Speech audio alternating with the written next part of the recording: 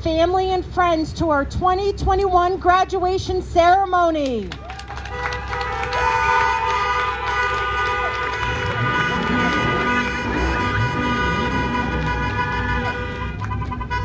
What a year it has been. We are so happy to see all of you here.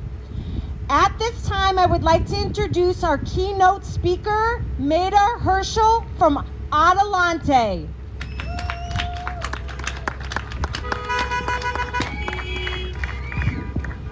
Hello, everyone, and congratulations for being here today. What a feat you have been through to get to this moment. Give yourselves another round of applause. Seriously. Yeah, amazing.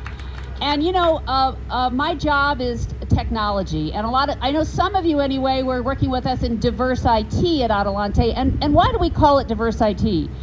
It's because we need to get diversity in IT. And you might say, well, Maida, why really? I mean, is it just to be nice and look good? No, let's give some examples. You know, when Siri, you guys all know Siri when it came out. You could ask Siri the question, I'm having a heart attack, what should I do? And Siri would say, call the doctor, go to emergency room. It would give you a bunch of instructions. If you ask Siri, I was just raped, what would Siri say? I don't understand the question. Right, so who made that app, right? So who's in the room making that app? And just recently, just this last Sunday, we had another example. You perhaps know about facial recognition, and you go out into the country, into the world now, and your face is being photographed all the time, and there's this thing called machine learning, and they send these huge troves of data, photos mostly, and the machine learns who you are, and it identifies you. But guess what? Most of those pictures were men, and they were white. So who don't they identify correctly? Me and you, a lot of you, right? That's the problem. And so that's a facial recognition problem that actually affects lives. People end up being falsely accused and identified incorrectly because of that. But you may say to me, you know, I don't really care that much about technology. I'm really more of a writer or a journalist.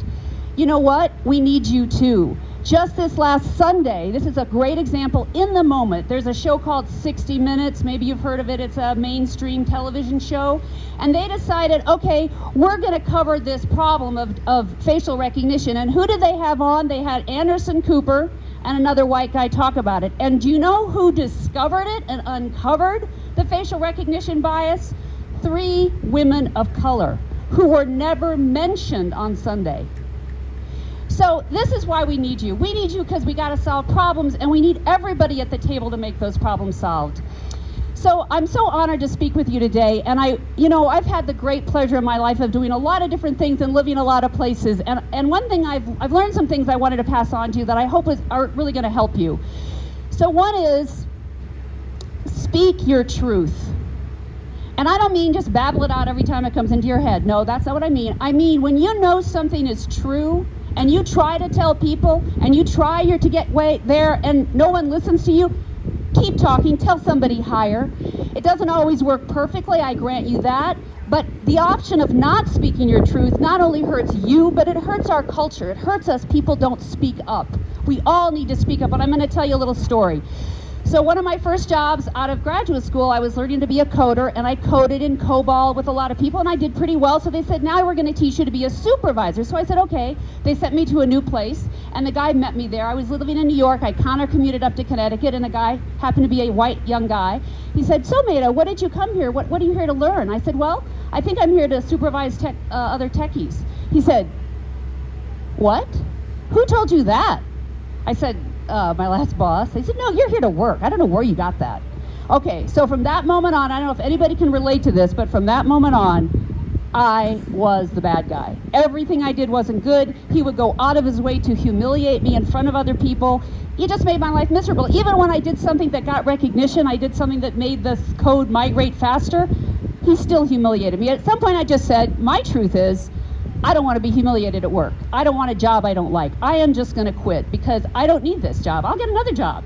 So I go to his boss, the partner above him. His name is Jim Carlucci. I say, Jim, I like Arthur Anderson. I like the work we're doing. I like the client IBM. But you know what? I don't come to work to be humiliated.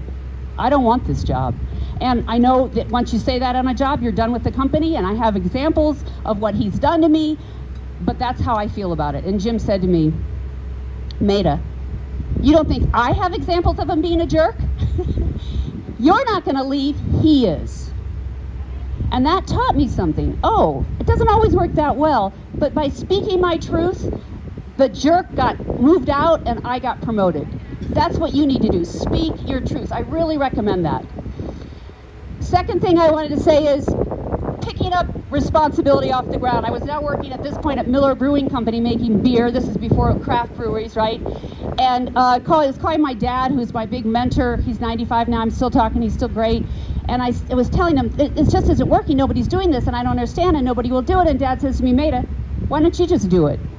I said, well, it's not my job. It's not my position. Somebody else is supposed to do it. He said, listen, responsibility is like lying around on the ground. Just pick it up. Don't wait for somebody to tell you to do something. Just do it. And I did that. And it has served me my entire career. Don't wait for someone to say, go do that. If you see something that needs to get done, you will distinguish yourself and go far just by doing it. And the last thing I wanted to talk about was having fun. I think first we got to have fun by laughing at ourselves. I know I'm as goofy and crazy as the next person, and I'm okay with that. And I think we all need to learn to just try to have fun. How many days do we think we have, really? We have this moment now. And I've been really inspired on this score by someone I've met in the last few years who unfortunately was the subject of a hate crime. He was beaten because of his Hispanic origins. They said, you dirty Mexican, and beat him with the metal pipes and left him for dead. He survived, and now he's training with us. And he's such an inspiration to me. And his way is every single day, he comes into office, when we are still doing office, and has a joke. He does a joke of the day. Sometimes it's goofy, sometimes it's not funny, but he has a joke every day because he's decided life's short, I'm gonna live it, and that's what I recommend for you too. So anyway, I just want to close by saying I'm really, really impressed with you all. I'm so excited that you're gonna go out in the world, and I'm very deep, from the deepest part of my heart, I'm telling you, we need you. The country, the culture, we all need you to show up and do your best and have a really good time. Thank you so much.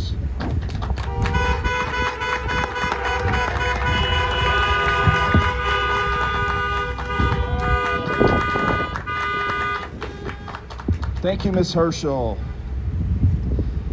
What I would like to do now is announce, you will see some graduates that have ropes over the regalia, and I would like to announce those awards that they have been given, or announce their names. Students, as you hear, or graduates, as you hear your name being called, please step out of your car if you're in your car, or just give everybody a wave. All right, first we are lucky enough to have this year 3 valedictorians. In no particular order, they are Ezekiel from A,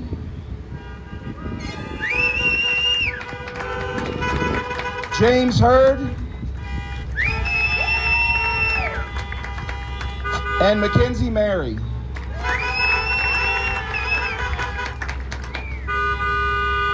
The salutatorians are Jorge Montes Marin and Tyler York.